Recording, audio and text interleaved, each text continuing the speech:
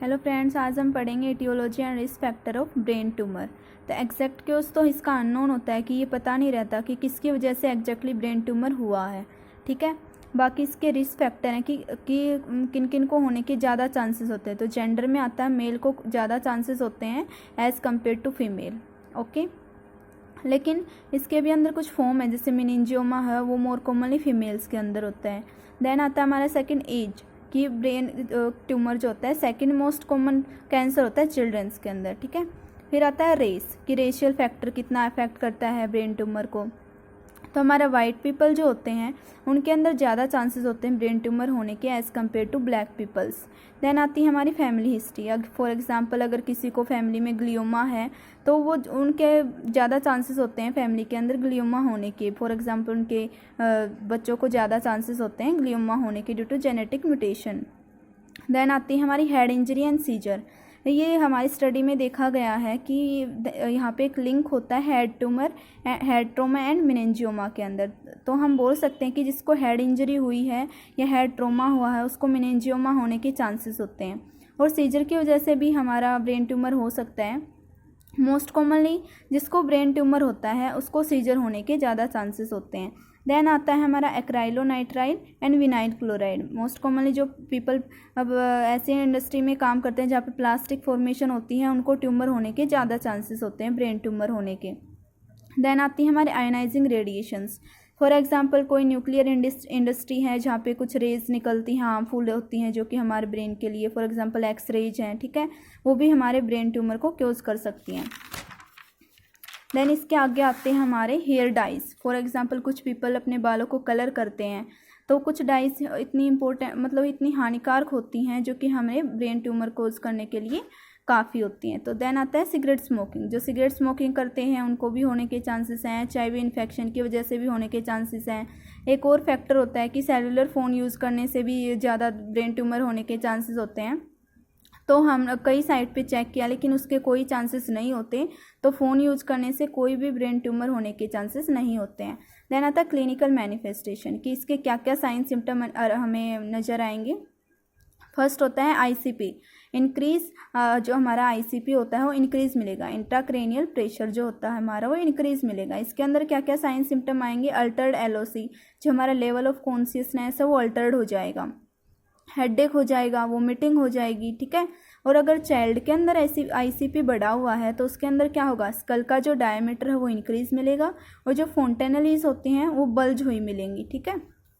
Then आता है अगर पैराइटल लोब का ट्यूमर है तो क्या साइन सिम्टम आएंगे। पैराइटल लोब का ट्यूमर है तो स्पीच इम्पेयर हो जाएगा, जो पर्सन है वो राइट नहीं कर पाएगा, ठीक है, और वो रिकॉग्नाइज भी नहीं कर पाएगा किसी भी चीज़ को। देन आता है फ्रंटल लोब। अगर फ्रंटल लोब का ट्यूमर है तो क्या क्या साइन सिम्टम नज़र आएंगे। तो फर्स्ट है हमारा बिहेवियर में चेंजेस मिलेंगे, इमोशन में चेंजेस मिलेंगे, ठीक है, जजमेंट इम्पेयर हो जाएगी और मेमोरी भी लॉस हो सकती है। टेम्पोरल लोब में ट्यूमर है तो मोस्ट कॉमनली हमारे टेम्पोरल लोब में किसी के ट्यूमर हो जाता है तो वो एसिम्प्टोमेटिक रहता है, मीन्स उसके साइन सिम्टम नज़र नहीं आते हैं। बाकी कुछ एक आधा नज़र आता है जिसकी ऑडिटरी हेलुसिनेशन, कि एडिटरी हेलुसिनेशन, उसको कुछ कुछ आवाज़ें सुनाई देंगी। ओसिपिटल लोब का अगर ट्यूमर है तो वहाँ पे विजुअल लॉस मिलेगा। इसमें ये होता है अगर हमारी राइट साइड ओसिपिटल लोब में ट्यूमर है तो हमारी लेफ्ट साइड की जो आई है उसमें विजुअल लॉस होने के चांसेस हैं, ठीक है।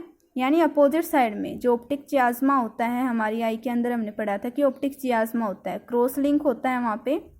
अगर राइट साइड की आइज़ है तो लेफ्ट साइड की अफेक्ट होगी, लेफ्ट साइड में कुछ प्रॉब्लम है तो राइट साइड की अफेक्ट होगी। तो ये यहाँ पे लिंक होता है। देन आते हैं डायग्नोस्टिक इवेल्युएशन, की मेडिकल हिस्ट्री देखेंगे कि मेडिकल हिस्ट्री में उससे क्या क्या साइन सिम्टम नज़र आ रहे हैं ये देख लेंगे। देन आता है न्यूरोलॉजिकल एग्जामिनेशन। इसमें क्या करेंगे, जो पेशेंट है उसकी मसल स्ट्रेंथ को चेक करेंगे, रिफ्लेक्सेस चेक करेंगे और पेन देखेंगे, पेन जो स्केल होता है उसमें उसका रिस्पॉन्स चेक करेंगे। देन आता है CT स्कैन करवा लेंगे, मैग्नेटिक रेजोनेंट इमेज होते हैं, MRI होती है वो करवा लेंगे, PET पोजिट्रॉन एमिशन टोमोग्राफी होती है वो करवाएंगे, EEG इलेक्ट्रोइंसिफेलोग्राम जो होता है वो करवाएंगे, एंजियोग्राम, क्योंकि हमारे ब्लड वेसल्स के अंदर ट्यूमर होता है, ब्लड वेसल्स को भी हम ऐसे एक्सरे वगैरह करके चेक कर सकते हैं एंजियोग्राम में। इसमें क्या करते हैं, डाई इंजेक्ट करते हैं ब्लड के अंदर, देन एक्सरे ले लेते हैं। स्कल एक्सरे है, ब्रेन ट्यूमर है तो स्कल का एक्सरे ले लेंगे, पता लग जाएगा। देन आता है spinal tap. Spinal tap mainly 30 minutes का प्रोसीजर होता है, लोकल एनेस्थीसिया के अंदर करते हैं। इसमें क्या करते हैं, एक होल बना लेते हैं स्कल के अंदर, वहाँ से CSF लेते हैं, देन उसकी स्टडी करते हैं। देन आता है माइलोग्राम कि हमारी जो स्कल की मसल्स हैं वहाँ का हमें एक्सरे ले लेते हैं, बायोप्सी कर लेते हैं। इसमें आते हैं नीडल बायोप्सी। नीडल बायोप्सी से क्या करते हैं, स्कल के अंदर एक होल बना लेते हैं, ठीक है। नीडल बायोप्सी को बर होल भी बोलते हैं, क्योंकि हम वहाँ पे एक होल बनाते हैं, वहाँ पे ड्रिलिंग मशीन के द्वारा होल बनाया स्कल में, स्कल के अंदर होल बनाते हैं और वहाँ से फिर टिश्यू का सैंपल ले लेते हैं, ठीक है। बायोप्सी में टिश्यू का ही सैंपल लिया जाता है, इसलिए होल बनाते हैं और वहाँ से टिश्यू का सैंपल ले लेते हैं। देन स्टडी कर लेते हैं कि कौन से टाइप का इसको ट्यूमर है। फिर आती है मैनेजमेंट। मैनेजमेंट में फर्स्ट आती है हमारी सर्जरी, देन आती है रेडिएशन थेरेपी, देन आती है केमिकल थेरेपी, कीमोथेरेपी, देन आती है सपोर्टिव केयर। तो फर्स्ट है हमारी सर्जरी। सर्जरी में हमारे ट्रीटमेंट ऑफ चॉइस होता है प्राइमरी ब्रेन ट्यूमर के लिए।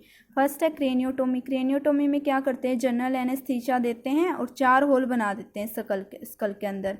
4 होल बना देते हैं, बना दिए 4 होल। उसके अंदर बाद में क्या करते हैं, जैसे ये स्कल है, यहाँ पे 1 2 3 4 हमारे होल बन गए।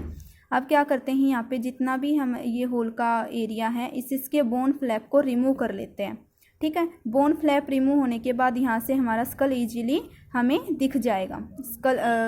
इसके बोन फ्लैप को रिमूव करने के बाद हमें हमारा ब्रेन इजीली दिख जाएगा। देन वहाँ पे हम सर्जरी कर लेते हैं, जहाँ पे भी ट्यूमर होता है उसको रिमूव कर लेते हैं, ठीक है। इसमें जो रिकवरी होती है वो 8 वीक या उससे ज़्यादा भी ले सकता है पेशेंट।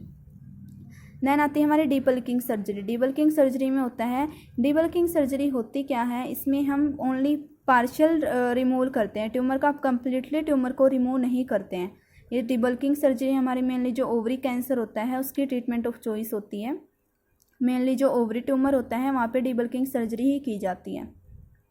देन आती है radiation therapy. Radiation therapy 2 type के होते हैं, तो एक्सटर्नल बीम रेडिएशन, एक इंटरनल बीम रेडिएशन के द्वारा। तो एक्सटर्नल को हम अनदर नेम बोलते हैं टैकीथेरेपी, ठीक है, और इंटरनल का अनदर नेम होता है ब्रैकीथेरेपी। तो एक्सटर्नल बीम रेडिएशंस के अंदर भी कुछ हमें रेडिएशंस की लिमिट अरेंज करनी पड़ती हैं। तो हर एक ऑर्गन की अलग अलग लिमिट्स होते हैं कि वो इतनी रेडिएशंस को ही सहन कर पाएंगे। तो हमारा ब्रेन 5000 से 6000 सेंटीग्रेड, इस सेंटीग्रेड की यूनिट होती है कि इस यूनिट में हम रेडिएशंस को मेजर करते हैं। तो सेंटीग्रेड 5000 से 6000 सेंटीग्रेड रेडिएशंस का हम यूज करते हैं। ब्रैकीथेरेपी में क्या करते हैं, हम इम्प्लांट कर देते हैं बॉडी के अंदर ही सीड वगैरह, जैसे कि एक इसका एग्जाम्पल होता है सीड। अगर परमानेंट हमें वो इम्प्लांट करना पड़ जाए, कुछ आइसोटोप्स होते हैं, रेडियो एक्टिव आइसोटोप्स होते हैं जो हमारे बॉडी के अंदर हमें इम्प्लांट करने होते हैं। फॉर एग्जांपल आयोडीन 131 है, ठीक है, ये इम्प्लांट कर दिया बॉडी के अंदर। जहाँ पे भी ट्यूमर है वहाँ पे हमें वहीं हम सीड को रिप्लेस कर देते हैं, प्लेस कर देते हैं वहीं पे, ठीक है। ये ब्रैकीथेरेपी होते हैं। देन आते हैं स्टीरियोटैक्टिक रेडियोथेरेपी। स्टीरियोटैक्टिक रेडियोथेरेपी में क्या करते हैं, हम हल्की यानी थोड़ी रेडिएशंस का टाइम टू टाइम यूज़ करते जाते हैं। जैसे वीक में 2 टाइम किया है, वीक में 3 टाइम्स किया है, तो ऐसे। देन आते हैं stereotactic radio surgery. Stereotactic radio surgery में क्या करते हैं, एक ही बार में बहुत सारी रेडिएशंस डाल देते हैं और कैंसर को किल करने की कोशिश करते हैं, ठीक है। तो थेरेपी में वीक में थोड़ी रेडिएशन से उसका ट्रीटमेंट करते हैं। स्मॉल ग्रेज की रेडिएशंस आती हैं। सर्जरी में एक ही बार में उसकी रेडिएशन से हम ट्रीट करते हैं, जिसके एग्जांपल है हमारा गामा नाइफ हो गया, साइबर नाइफ हो गया, ठीक है। ये 2 टाइप की रेडिएशंस होती है ब्रेन ट्यूमर में, मोस्ट कॉमनली हम इन्हीं का यूज़ करते हैं। देन आते हैं कीमोथेरेपी। कीमोथेरेपी में हम कुछ केमिकल एजेंट्स होते हैं जो हम हमारी बॉडी के अंदर सिस्टेमेटिक रूट से डालते हैं, जैसे ओरल डाल दिया या आईवी दे दिया। जैसे इसके अंदर है प्रोकार्बाजीन है, सिस्प्लास्टिन है, टैक्सोल है। ये 3 कुछ ऐसे ड्रग्स होती हैं जो हम सिस्टेमेटिक देते हैं, जिससे पेशेंट ट्रीट हो जाते हैं, कैंसर को किल कर देती हैं, ये श्रिंक कर देती हैं। देन आती है स्पोर्टिव केयर। स्पोर्टिव केयर में क्या करेंगे, पेशेंट को सपोर्ट प्रोवाइड करेंगे। और जो हमारी थेरेपीज़ आई हैं इनके साइड इफ़ेक्ट भी होते हैं कुछ, जैसे रेडिएशन थेरेपी का मोस्ट कॉमन साइड इफ़ेक्ट होता है फैटिग, पेशेंट को बहुत थकान महसूस होती है। कीमोथेरेपी का मोस्ट कॉमन साइड इफ़ेक्ट होता है एलोपेशिया, लॉस ऑफ हियर। तो साइड इफ़ेक्ट को रिमूव करने के लिए क्या करते हैं, फर्स्ट है स्टीरॉइड्स। स्टीरॉइड्स में क्या करेंगे, जैसे डेक्सामेथासोन है ये डाल देंगे। जैसे कि हमारा जब भी ट्यूमर होता है तो आईसीपी बढ़ता है तो हो सकता है सीएसएफ कलेक्शन हो जाए ब्रेन के अंदर, तो सेरिब्रल एडिमा होने के चांसेस होते हैं, तो उसको रिमूव करने के लिए डेक्सामेथासोन देते हैं। ये ट्रीटमेंट के पहले भी देते हैं और ट्रीटमेंट के बाद भी देते हैं, यानी सर्जरी वगैरह से पहले भी और बाद में भी। देन आते हैं एंटी कन्वल्जेंट। मैंने एटियोलॉजिकल फैक्टर्स में बताया था कि brain tumour most commonly seizure cause करता है, ठीक है।